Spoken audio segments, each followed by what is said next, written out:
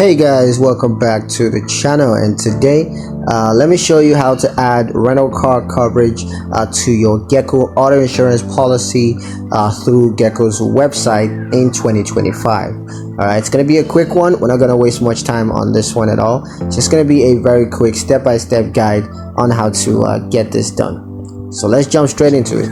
Now the first thing you're going to do, of course, will be to log into your Geico account. So go to the Geico's website and then log into your account using your username and password. Step 2 is going to be to click on policy details. So once you're logged in, just go ahead and click on policy details and select the policy that you want to update.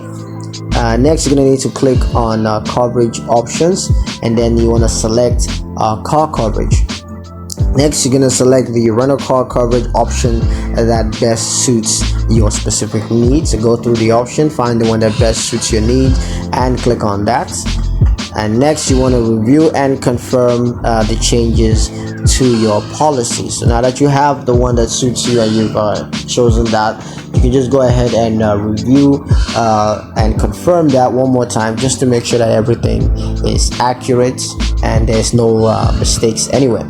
So yeah, that's pretty much it on how to add rental car coverage to your Geico auto insurance policy online in 2025. I hope you guys liked the video. Hope you found the information useful enough.